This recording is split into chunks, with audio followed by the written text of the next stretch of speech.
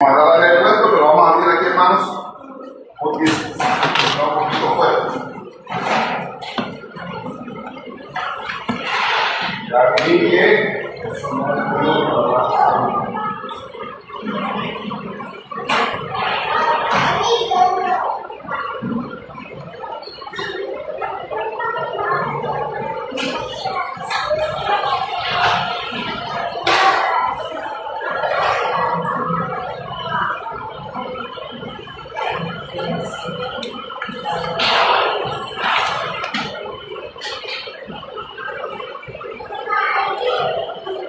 Muy buenas tardes, hermanos. Dios bendiga grandemente a todos. Lo bueno de luchar con la congestión crónica es que me acabo de enterar que el olor era cloro. O sea que había un olor fuerte, y ya por fin sé que es cloro, pero me di cuenta por otro sentido, por el oído, no por el olfato. Bien, hermanos, bienvenidos al estudio de esta semana de nuestra serie de lecciones Cristianismo de la Vida Diaria, dando gracias a Dios cada día, siempre, por poder verlos aquí y poder estudiar juntos la palabra de Dios, poder estudiar una vez más. Hoy, hermanos, vamos a iniciar ya lo que es nuestra lección número 8, así que por favor en sus notas colocar lección número 8, el gozo del cristianismo. En la vida del cristiano, en la vida diaria del cristiano, una parte muy importante tiene que ver con este término. El cristianismo, de hecho, es preeminentemente una religión de gozo. La palabra gozo viene de la palabra griega chara, que significa alegría, deleite o satisfacción. Si hubiera una receta para la vida cristiana, entonces el gozo sería el ingrediente principal. La palabra gozo se utiliza, imagínense, 68 veces en el Antiguo Testamento y 78 veces en el Nuevo, para un total de 146 usos. Y solo estoy hablando del término gozo, porque gozaos, gozaré, y otros pues también deberían contarse. Ciertamente, según la Biblia y según la vida cristiana diaria, cuando la experimentamos como debe ser, el cristiano tiene muchos motivos para vivir con gozo. El Nuevo Testamento es en sí un mensaje de gozo de principio a fin. Esta revelación final de Dios comienza con un mensaje de gozo que está en Lucas capítulo 2, versículo 10, el cual dice: pero el ángel les dijo, no temáis, porque he aquí os doy nuevas de gran gozo, que será para todo el pueblo. Y este mensaje de gozo será consumado en las bodas del Cordero, registradas en Apocalipsis 19:7, que dice: gocémonos y alegrémonos y démosle gloria, porque han llegado las bodas del Cordero y su esposa se ha preparado. La idea misma de recibir el perdón de todos nuestros pecados debe ser un motivo para que estemos gozosos, sin importar cuántos años estuvimos en el pecado, sin importar qué hayamos hecho en aquel tiempo. Dios, en las aguas del bautismo, decretó que éramos limpios de todo ello, perdonados de absolutamente todo, y ya no cargamos, como veíamos en la lección anterior, con ninguna culpa, o no deberíamos cargar con ninguna culpa al respecto. Verdaderamente, las buenas nuevas, como se explica el término evangelio, las buenas nuevas en Cristo son un mensaje de gozo. En esta lección, hermanos, a partir de hoy, lo que el Señor nos permita, queremos enfatizar que los cristianos los cristianos debemos ser personas felices, porque el verdadero cristianismo es la vida más rica, la vida más gratificante cuando es entendida correctamente, porque es la única forma de vivir que nos lleva a un gozo completo, un gozo que nada ni nadie nos puede quitar. porque es perfecto. Lo tiene absolutamente todo. El apóstol Pablo resumió el cristianismo cuando escribió en Romanos 14:17, porque el reino de Dios no es comida ni bebida, sino justicia, paz y gozo en el Espíritu Santo. De hecho, la exhortación práctica del mismo apóstol a los filipenses, yo creo que la sabemos de memoria, Filipenses capítulo 4, versículo 4 es: regocijaos en el Señor siempre.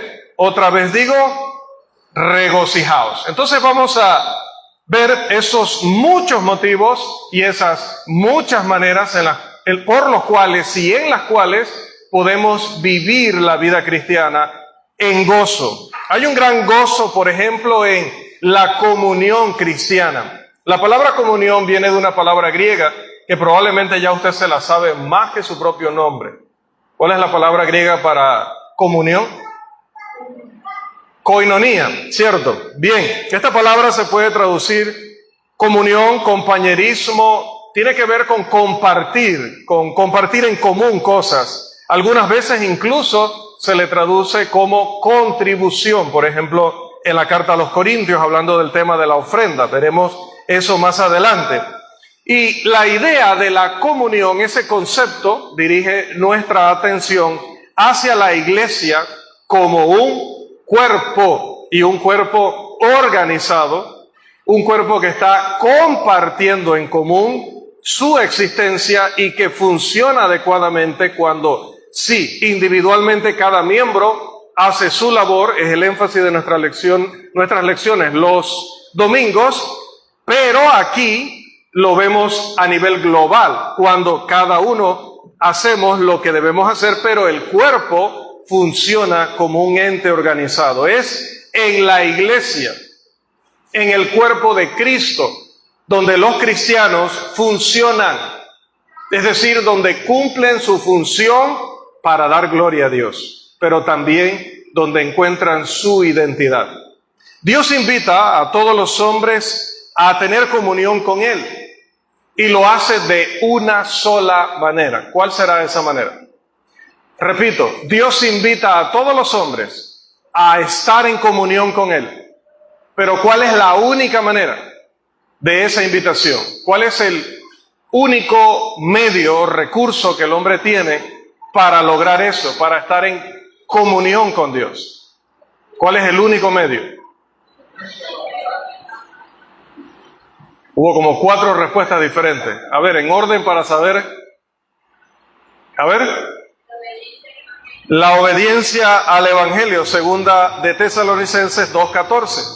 De hecho, aquellos pocos que responden al llamado del Evangelio, según Hechos 2:42 al 47, ¿qué reciben de parte de Dios? Además del perdón de pecados. Les perdona los pecados, ya han obedecido el Evangelio, les perdona los pecados, pero ¿qué hace el Señor inmediatamente? Les perdona los pecados. Los añade o los agrega a la iglesia del Señor. Así que la comunión cristiana involucra hacia arriba y también involucra aquí al lado nuestro, de manera horizontal, a nivel vertical y a nivel horizontal. Es decir, la comunión tiene que ver con Dios, pero también tiene que ver con la iglesia.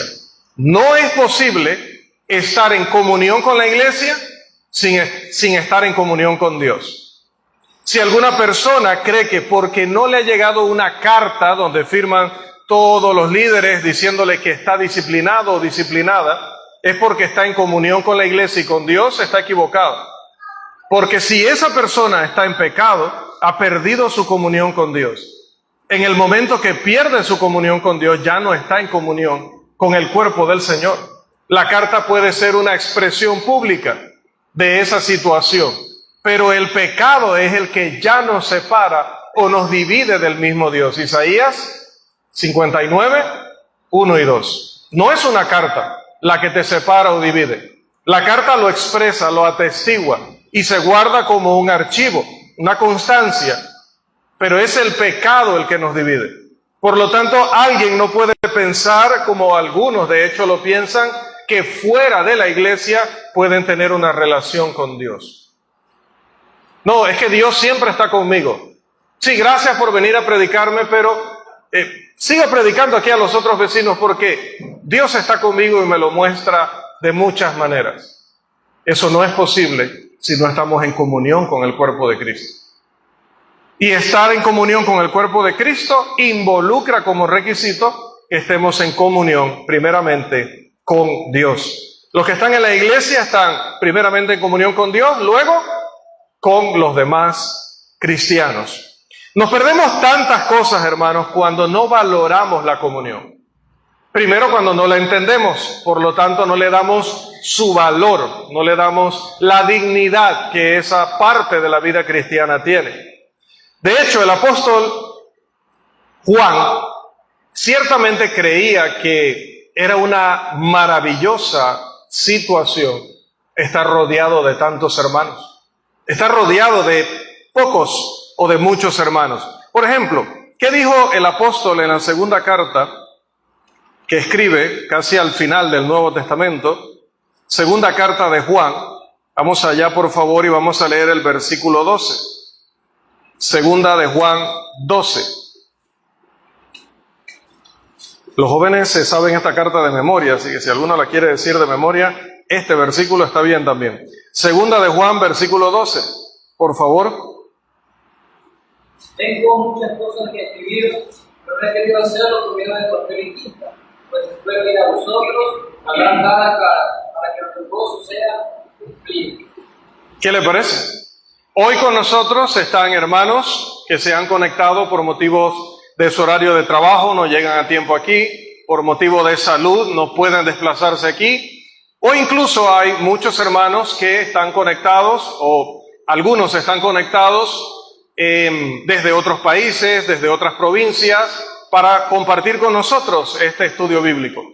Y muchos otros hermanos verán el estudio después, cuando aparten un tiempo y también puedan ver esta lección. Sin embargo, hermanos, dice el apóstol Juan, aunque nos puede dar gozo saludarnos y tratarnos a distancia, el gozo se completa únicamente cuando nos vemos cara a cara. Note que eso es lo último que él dice, para que nuestro gozo sea cumplido o sea completo. Cuando las personas son añadidas a la iglesia del Señor luego de su bautismo, lo hace Él directamente, se dan cuenta automáticamente que no están solos. Pertenecen a una familia, pertenecen a un reino. Y este reino, este cuerpo existe debido a su relación con la cabeza que tiene. Y esa cabeza, ese rey, ese señor que tiene la iglesia es Cristo. Colosenses 1:18 y Efesios 5:23. Y Judas, versículo 3, dice que todas las personas que pertenecemos a la iglesia compartimos una salvación en común. Ninguno ha sido salvo de una manera distinta que el resto.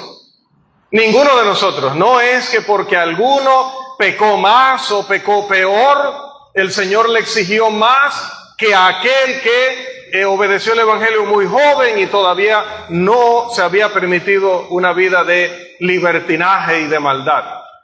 No importa si usted se bautizó a los 9 años o se bautizó a los 30, cuando ya había recorrido mucho mundo. En todos los casos, el mismo Evangelio se nos predicó a todos y solo a través de ese mismo evangelio recibimos la misma salvación. No se le dio más salvación a uno que a otros. Y de hecho, dice 2 de Pedro 1:3-4, que es en la iglesia, en este cuerpo y en esta familia, que llegamos a ser participantes de la naturaleza divina. Es aquí, hermanos, donde el hombre aprende a ser verdaderamente como Dios, pero no en el sentido de igualar a Dios ni desafiar a Dios, como alguna vez lo pensaron nuestros padres, sino en que se manifieste en nosotros el fruto del Espíritu Santo. se manifieste en nosotros, que habitan en nuestro corazón el Padre y el Hijo. ¿Por qué? Porque guardamos sus mandamientos. Y verdaderamente el que quiere lograr esta salvación y conservar esta salvación, dice Juan en su primera carta, debe andar como Él anduvo. Entonces se trata de que lo imitamos a Él. ¿Cómo reaccionamos? Como Él reaccionaría. ¿Cómo hablamos? Como Él hablaría. ¿Cómo pensamos? Como Él pensaría. ¿Cómo sentimos? Como Él sentiría. Se trata de que Cristo es nuestro modelo, Cristo es nuestro ejemplo, y es al que miramos. Si usted pone la mirada en mí, terminará yéndose decepcionado o decepcionada, porque le doy una noticia: soy imperfecto y quizás tengo más errores que usted. Y le doy una advertencia: quizás me pierda y usted me tenga que ver allá al otro lado en la condenación eterna mientras usted está entrando al cielo. Si usted va a poner su esperanza en mí, su mirada en mí, puede irse ya, porque tarde o temprano le voy a decepcionar y va a fracasar. Pero si usted y yo dejamos de mirarnos el uno al otro, buscándonos defectos y buscándonos fallas y buscándonos querellas, y en lugar de eso ponemos la mirada en Cristo y cada uno trata de ser como Cristo, hasta nos vamos a llevar mejor y nos vamos a entender mejor y vamos a ser leales y vamos a ser respetuosos y vamos a ser amorosos y vamos a tener gozo, porque vamos a vivir la auténtica vida cristiana. Es en la iglesia donde aprendemos y obtenemos todo esto. Porque Efesios 1:3 dice que no hay ninguna bendición espiritual que no sea en Cristo. Pero Cristo es la cabeza del cuerpo, que es la iglesia. Así que cuando decimos en Cristo, inevitablemente tenemos que decir en la iglesia. No se puede separar a Cristo de su iglesia. Sí, aún siendo personas así, imperfectas, unos bonitos, otros feos. Sí, unos alegres, otros con su cara. Unos angustiados por problemas y otros que, bueno, van silbando, se sienten muy bien o manejan diferentes las situaciones. Unos buenos en matemática, otros buenos en inglés. Y algunos nos cuestan todas las materias. Pero vengamos de donde vengamos, tengamos el temperamento como lo tengamos, tengamos el nivel de fe que tengamos y así muchas otras cosas, todos somos hijos de Dios por la sangre de Cristo. Amén. Todos valemos la sangre de Cristo. Valemos muchísimo para Dios. Entonces, para Dios, la iglesia es lo que ya no vamos a desarrollar más aquí porque ya lo hemos explicado muchas veces. No podemos irrespetar a la iglesia, menospreciar a la iglesia, darle la espalda a la iglesia, porque es hacerlo con Cristo. Imagínense que usted le dijera, si usted es esposa, usted le dijera a su esposo: mira, de esa puerta para acá no quiero que entre tu cuerpo, solo tu cabeza. No, solo tu cabeza, no me interesan tus brazos, tus piernas, no me interesa nada de eso, nada más tu cabeza. Mi compromiso, mi pacto será con tu cabeza. Eso sería tan absurdo, ridículo. Es lo mismo que decirle, como mucha gente lo dice, incluso cristianos: yo no necesito la iglesia, solo necesito a Cristo. Pues eso es imposible porque son inseparables. Sí, hermanos, desde que nació la iglesia, nunca más la iglesia se separará de Cristo. Nunca más. Romanos capítulo 8. Los últimos versículos recalcan esta preciosa verdad. No hay nada absolutamente en la vida, nada entre lo que vemos y lo que no vemos, que pueda separar a la iglesia de Cristo. Eso es imposible. De hecho, Él viene a buscar a su iglesia para estar con ella por toda la eternidad. Lleva más de 2000 años con la iglesia y aún seguirá con ella por toda la eternidad.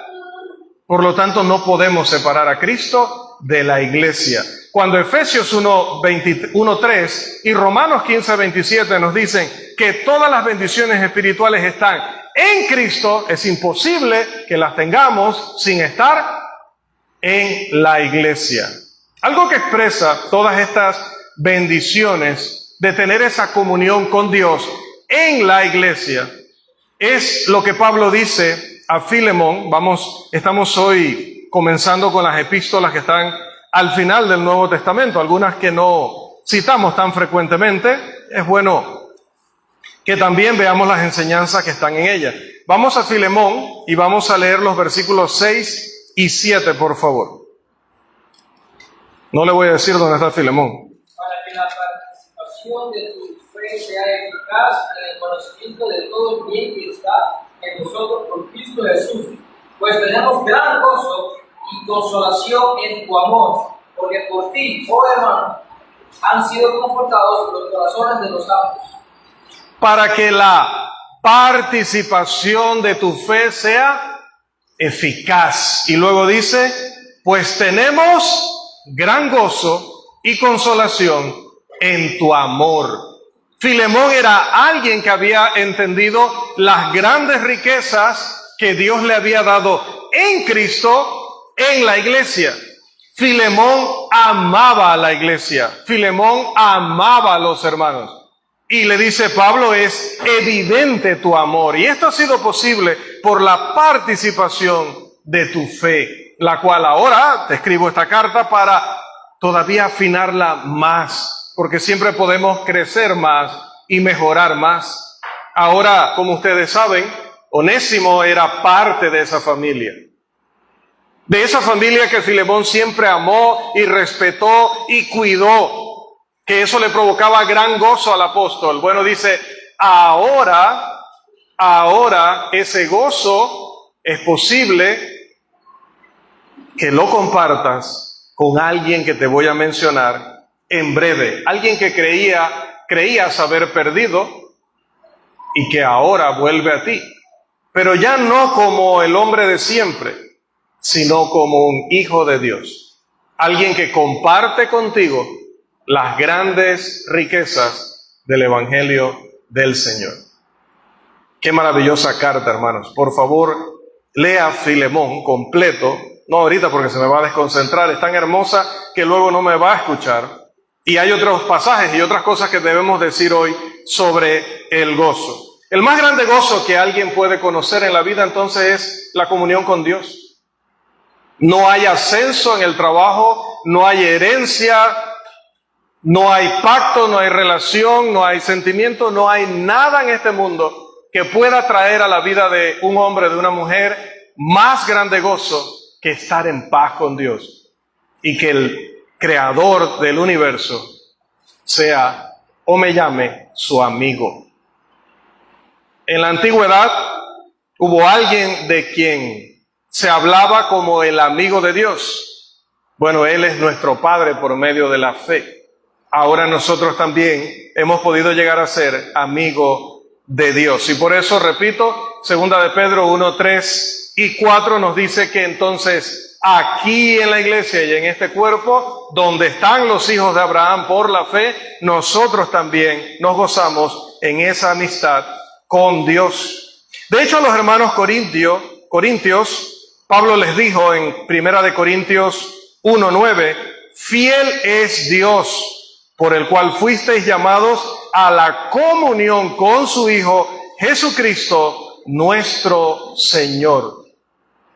Ellos, como va a decir en el capítulo 6, habían sido mentirosos, estafadores, adúlteros, inmorales, gente que andaba en lo ilegal, gente que andaba en la inmoralidad, gente que andaba en la idolatría, gente que andaba en todo tipo de violaciones a la ley de Dios. Pero Dios los llamó a la comunión con su Hijo Jesucristo, nuestro Señor. Ya no eran eso. Ya habían sido lavados, ya habían sido perdonados, justificados y eran parte del cuerpo de Cristo. De la misma manera, volvamos a la primera carta a Juan, por favor. Alguien que nos ayude con el capítulo 1, los versículos 3 al 4. Primera de Juan 1, los versículos 3 y 4. Por favor. Lo que hemos visto y oído, eso os anunciamos, para que también vosotros tengáis comunión con nosotros, y nuestra comunión verdaderamente es con el Padre y con su Hijo Jesucristo. Estas cosas os escribimos para que vuestro gozo sea cumplido.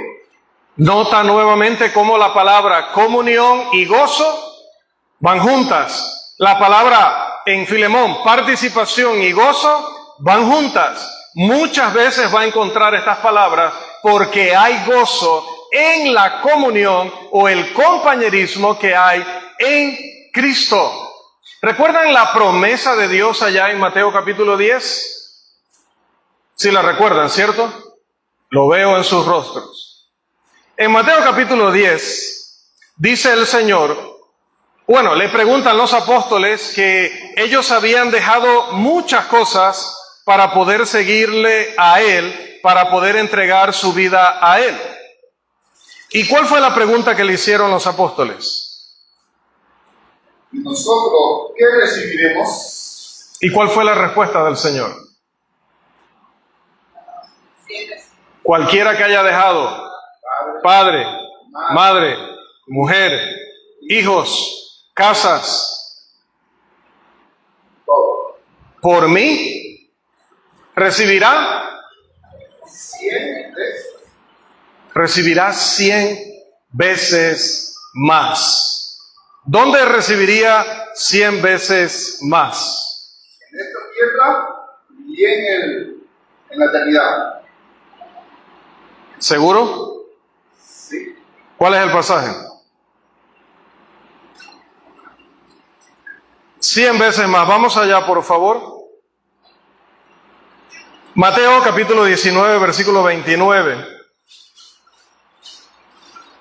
Y era Marcos 10, 30. Por favor, uno con Mateo 19, 29 y otro hermano o hermana con Marcos 10, 30. Hermano Carlos, perdón.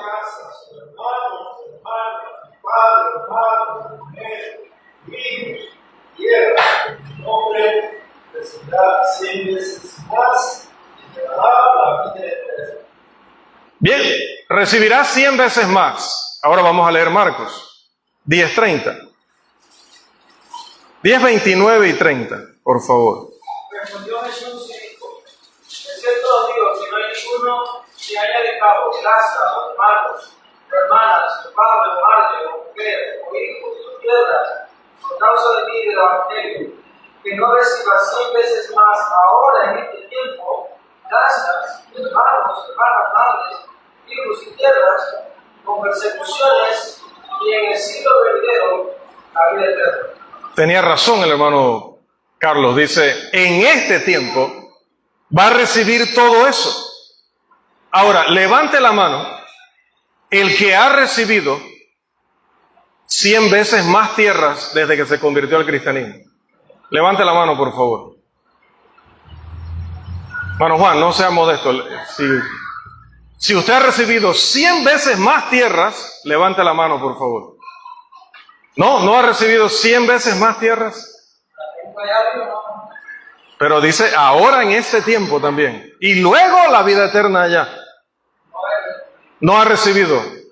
Bueno, Misael, usted ha recibido 100 veces más tierra de lo que ya tiene heredado allá en la tierra prometida terrenal.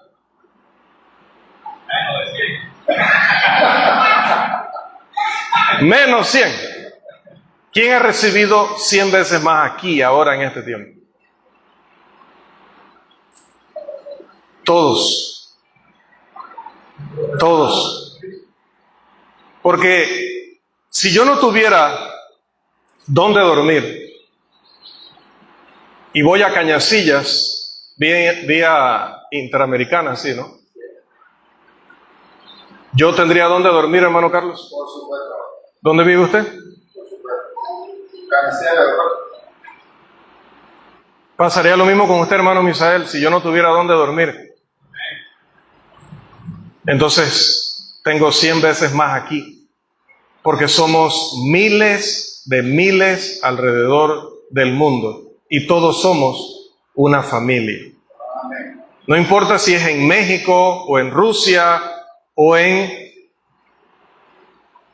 Bueno, ¿Dónde es que va el hermano Tom siempre? Singapur. O en Singapur. Mire, imagínense yo en Singapur. Imagínense en Singapur, que con dificultad me comunico aquí en mi país. Ahora en Singapur. Pero si logro contactar a algún hermano en Singapur, tengo casa, tengo comida, tengo un techo, tengo familia. Cuando empezó la iglesia en Jerusalén, dice la palabra que ninguno decía ser suyo las cosas que poseían, sino que tenían todas las cosas en... ¿Y de qué se trata la comunión? De tener las cosas en común. Entonces, ¿cómo alguien, hermanos, que estando en el mundo y dándole la espalda a veces incluso a su familia terrenal, porque muchas veces cuando se cae en desgracia, pues la familia terrenal, los supuestos amigos, pues nos dan la espalda o nos dan excusas, que es lo mismo, y al final nos dejan solos. Pero en Cristo, dice el Señor, se cumpliría ahora en este tiempo que yo nunca estaré solo. Tengo madre y hermanos y hermanas y casas y tierras aquí en este mundo, porque tengo una familia y entre todos tenemos todas esas cosas. Amén. amén. No sea duro. Tienen que decir amén ahí de una vez. Por supuesto que mis hermanos tienen mi carro, tienen mi casa y tienen mi familia, mi hogar para ellos, como yo lo tengo en ellos también. ¿Eso no es un motivo de gozo? Por supuesto que sí, hermanos, es un gran motivo de gozo. Además, en esta comunión que tenemos, también tenemos o somos partícipes del Espíritu Santo. Vamos a ver. Filipenses capítulo 2, versículos 1 y 2, por favor. Filipenses 2, 1 y 2. Filipenses 2, versículos 1 y 2, por favor.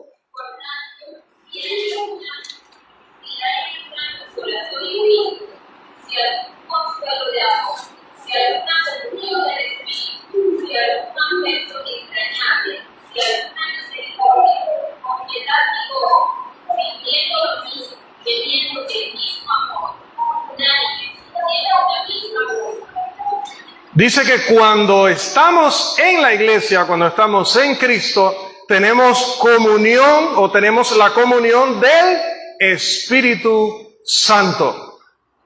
¿Sí? Tenemos esa compañía, tenemos su bendición, tenemos ese compañerismo con el Espíritu Santo de Dios, ese que reveló la palabra de Dios.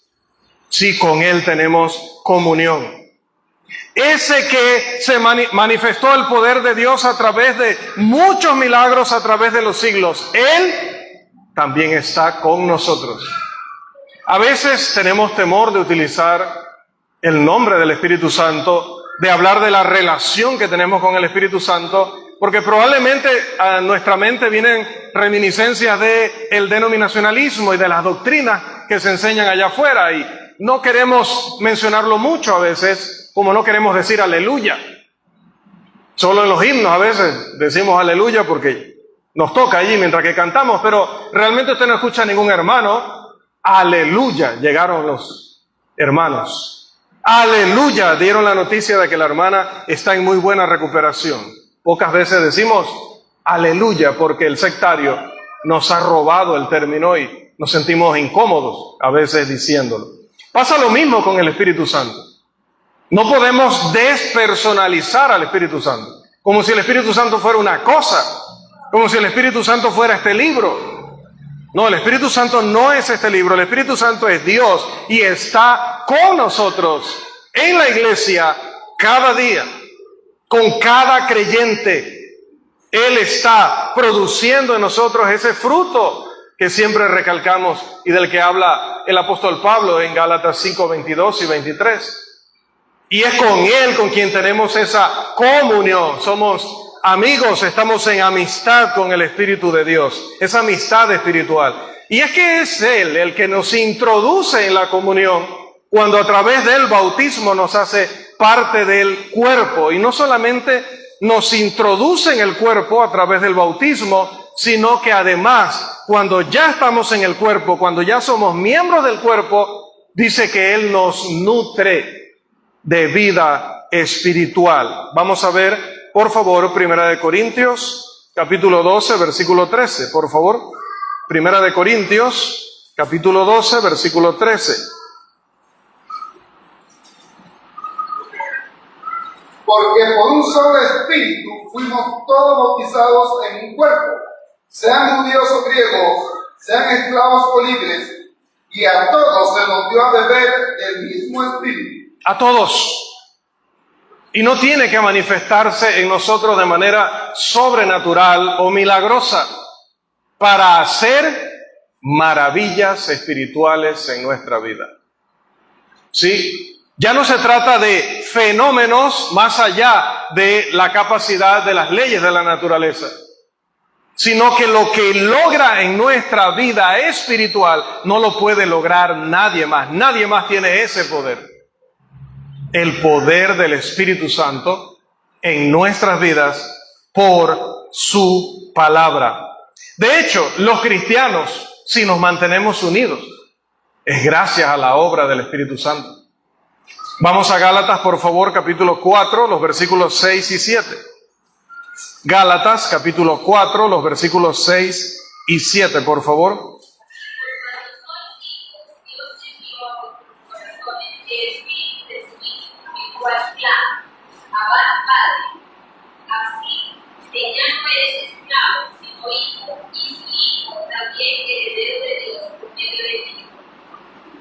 Cuán reconfortante es saber que no estamos solos. El Padre, el Hijo y el Espíritu Santo siempre están en nuestros corazones. Siempre. A menos que nos rebelemos contra Dios y demos la espalda a su palabra. Pero si no es así, ellos están siempre con nosotros. Y no solo ellos, es que estamos también con esta actividad corporativa.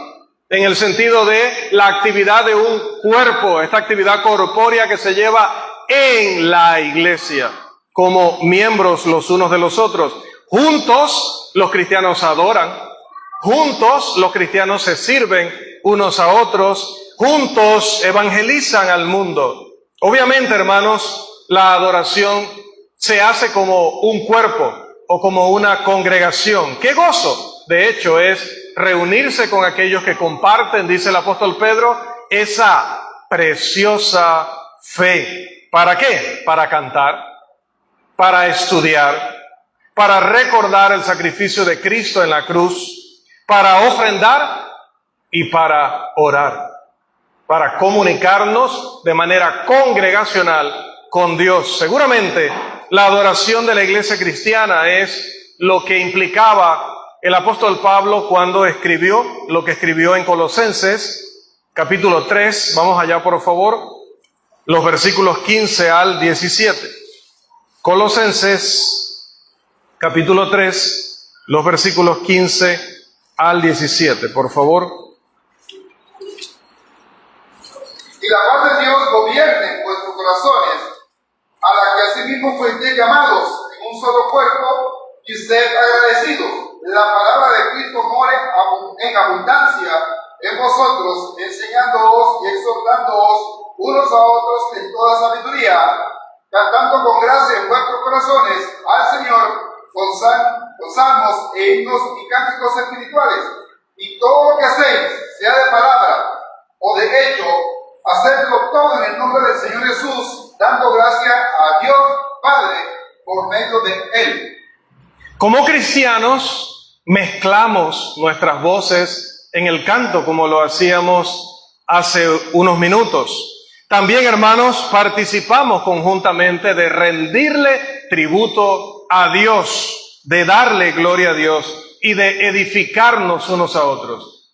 ¿Recuerdan? Edificarnos. Es decir, que salimos hoy de aquí habiendo reforzado nuestro conocimiento o adquirido conocimiento, aplicado conocimiento. No nos vamos igual que como entramos, nos vamos mejor. Eso es edificación.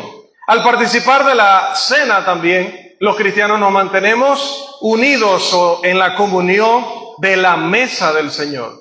Estamos todos en una misma mesa. No hay una mesa para este clan y otra para aquel clan y una más para aquel clan y se le niega al clan de allá. No, es una sola mesa para una sola familia. Todos participamos de ella y de esa manera nos mantenemos unidos entre nosotros y unidos con Cristo. Pablo lo expresó de esta manera en sus instrucciones a los hermanos en Corinto. Vamos a 1 de Corintios, capítulo 10, los versículos 16 y 17, por favor. 1 de Corintios 10, los versículos 16 y 17. La copa de bendición que bendecimos es la comunión de la carne de Cristo. Y el pan que partimos es la comunión del cuerpo de Cristo. Siendo uno solo el Padre, nosotros poseemos su cuerpo, pues todo participado. Amén.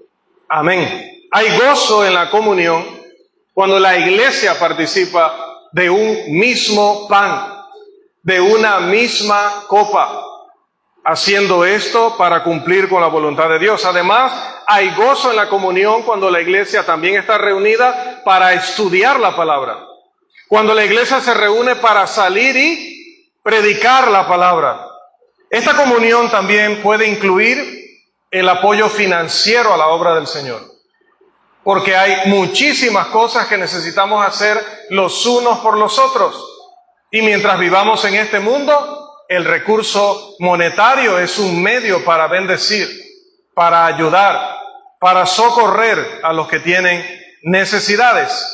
Incluidos dentro de esta lista están, obviamente, o estamos los predicadores.